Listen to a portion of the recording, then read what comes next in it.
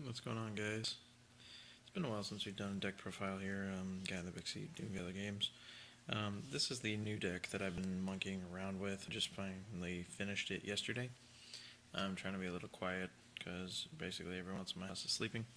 But we're going to get into the deck profile. This is my new variant on, I call it Chaos Diamond Dude Turbo. Kind of an experiment for me, more of a fun deck, not really competitive, but it is fun to play with, to say the least. So we'll start out with the lights, 2 Effect Veiler, 2 Reich, 2 Lila, and T-King, and the BLS. So you can kind of see that this is a, I won't say anti-meta, but it's a very, I don't like what you have, I'm going to get rid of it type of deck. The light monster count's kind of light, but the dark monster count's a little bigger. You have 3 copies of Plague Spreader Zombie, because he's at 3 now. The heart of the deck, 3 Diamond Dude. You utilize him to mill your spells. For people who don't know, if you mill a spell with Diamond Dude and use it on the following turn, its cost is negated. I won't say negated, you just don't pay a cost for a card in the graveyard since you're not activating the card, you're activating the effect of the card. So costs are not associated with effects, which is why when you negate the effect of a card with a counter trap or something like that, the cost doesn't stop. So like if you negate Solemn Warning with 7 tools, they still pay 2k. And if they negate your 7 tools with their 7 tools, you still pay a k. Like that's how it works. Single Dark Grepher, 3 Malicious, and I believe Chaos Sorcerer is the last monster. So we have a nice little light and dark count, pretty evenly split. You get 20 total monsters, 9 and 11. A few more darks just because of the triple plague and the triples. And I don't know if this freezing up is gonna transition to my actual final video, so that's why I keep hesitating. Moving on, we only have normal spells in this because normal spells are the only ones that you can utilize with Diamond Dude. So any spell in this deck is normal, meaning I have no quick plays, no MST, none of that. It can't be included because they won't hit off Diamond Dude, and Diamond Dude makes the deck go faster. It's DDT for a reason, Diamond Dude Turbo. So, Reinforcement of the Army, Darkhold, Allure, 2 Noblemen of Extermination. This could be Nightbeam, and I actually kind of want it to be Nightbeam, but I don't have Nightbeam. So, Noblemen of Extermination, while it is a lot less likely to hit a face-down trap or spell because they can always chain it. So like if you activate Nobleman, you are forcing them to utilize the card you target. And if they can't utilize it, and it's a trap card, you could have a very good thing, happen. Like if, I'm trying to think of a scenario, you can use Nobleman of Extermination to hit a 7 tools. And if the opponent has a 7 tools in the deck, they have to banish it as well. Plus anything hit by this is banished, so that's another big thing. And the only catch is like if you hit Fiendish Chain, you will have to banish your Fiendish Chains as well. But if there's no monster live on the field, they can't chain Fiendish Chain, like unless they want to hit their own monster. If you don't have one, so that's why Nobleman's pretty cool, and it's millable by Diamond Dude to react with the effect. So that's why I play it. We have Feather Phoenix, very cool when you utilize it for the following turn to place a card like Destiny Draw back on top. Now, we've gone on from the no cost, like the costless spells, into the actual ones that involve a cost. All these involve 1 cost, meaning they discard 1 card to utilize. Feather Phoenix places a card from the graveyard back on top of the deck.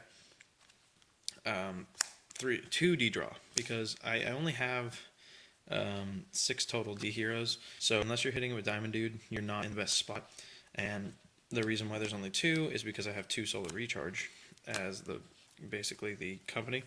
While D-Draw basically becomes Pot of Greed, this becomes a Pot of Greed plus a Mill 2, which can turn into drawing 2 cards you need and milling a copy of, Plague Spreader or Malicious, and then you're in a better spot.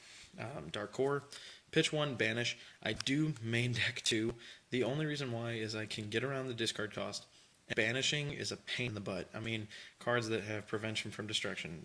Let's see, Zen Mains, Maystroke, basically Stardust, anything that can be a pain in the butt, Bales, all these cards that have total protection from destruction and can react with effects to destruction, can't react to being removed from the game. So being able to remove a card from the game is much better for the game, like for your side of the field. Like you want to be able to get rid of this. And worst comes to worst, if you have a Dark Core and the opponent's put a heavy monster on the field, you can always pitch a Mally or pitch a Plague and be able to get the effect to work anyway.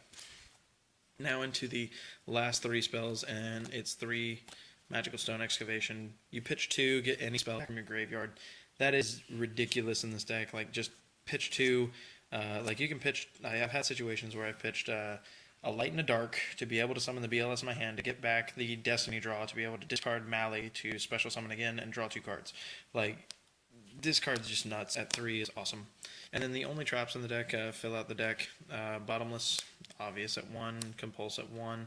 Mirror Force. I only play 1 because I play 2 Deep Prison. And Mirror Force is a destruction card, mind you, and I like removing things with this deck. It's much more proficient, in my opinion. And then the Torrential, the 1 Fiendish Chain, and the 1 Magic Drain. This is my big tech. A lot of people that run into it actually yell at me because they don't want to discard their spells. Dark World players hate this card because they try to play Drag Down, and I say, okay, pitch a spell before I look at you, knowing what was in my hand. And furthermore, it's just a really, really good card. I will always advertise this. Like, I want to play 2 in the main deck, really. Maybe even 3 is like a crazy troll thing, but I think the only deck that ever played Magic Drain at 3 was Counter Fairies. So, anyway, the extra deck, because I don't have a side deck.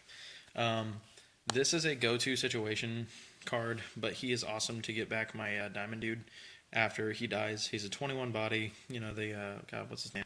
Balmog. That's right, Balmog, or whatever. I can make him with a Plague and a Raikou. I can make him with a Veiler and nothing because I have no 3s anymore. I used to have 3s in this deck because I was playing Doom Lord. But I can make him with Plague and Raikou, and that's pretty much decent enough for me. It's a situation. I'll flip Raikou, blow up a card, mill 3, hit a Plague off the mill, you know, normal summon a Diamond Dude, then, you know, put a spell back on top, or bring back Plague Spreader, and then you proceed to mill it with Diamond Dude to effect the next turn, and you get Balmong. So you have 2 monsters on the field. He also is a reason why I'm considering playing rank 4s, but I don't have any to... Like, I don't have a Silent Honor Arc. Honestly, that's like the only one that I want to play. Maybe Lavalval Chain, but I don't have the money for either card. Cataster, because he's Cataster. Again, harder to make, but I do have Veilers, and I can make him if I have to. Same with Adreus. Mighty Warrior is my own personal, like, I like this card because he does extra damage, and for the sake of anything, he's like just another warrior for Colossal Fighter. Paladin Zectron is the other 6, because I can go into 6s all day, pretty easily. Black Rose is a go-to situation again. I only play the Veiler to be able to make this with another level 6. It is very difficult to make, but you need to have that Black Rose as a backup plan. I took out my other level 7 Synchro because of Black Rose being there. Stardust, Colossal Fighter, Scrap Dragon, Red Dragon Archfiend, just because I can make level 8s all day for Synchros, so it's like never hard to make a level 8 Synchro. So why not just make a 3k that can clear my opponent's entire board if they have defense mode monsters.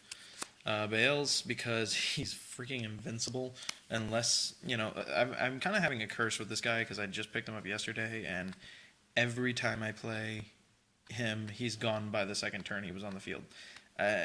In my opinion, it makes him into, you know, sort of a lightning rod. My opponent's really paying attention to him to get rid of him because he's so freaking annoying. They have to remove him or else he's going to give them a bad day. So I like having him in the deck. Leodric, because he's awesome. Like, not being able to be targeted in this format is crazy. Star Eater, because, again, like Leodric, he's like a go-to. I need this situation to happen. They're probably not going to happen as often just because I took out most of my 3s. Actually, all my 3s. And then the 2 rank 6s. Again, the extra needs some help because it's actually taken pretty much card for card from my former deck that I was playing with. But a Gauntlet Launcher and a Photon Strike Bouncer, just because making rank 6s that can blow up my opponent's field. Mind you, Gauntlet Launcher is not once a turn, so whoever thinks that, like, thinks he's not a good card, you can make him and he's like dad. You can blow up 2 cards and then attack for 28 or 24 and then have a 2800 defender if you need it and blow up 2 cards with that. So anyway, I hope you guys enjoyed the deck profile. Any suggestions or opinions on this? I would like to hear them because we haven't made a video in a while. Sorry for the delay. I've kind of had to move. Went back to a job that takes a lot out of my day, so making videos isn't as common. And we all kind of, and Geo moved to Colorado, so a lot of the original people aren't around very much anymore. Christian's still around. We might make a video tonight, later, because Joel and Christian might be coming to my place tonight. If anything, Joel might be. So, but Geo, if we do anything, is going to have to be over the internet. So anyway, guys, have a good day, and I hope you guys enjoyed the video. Sorry for the long wait.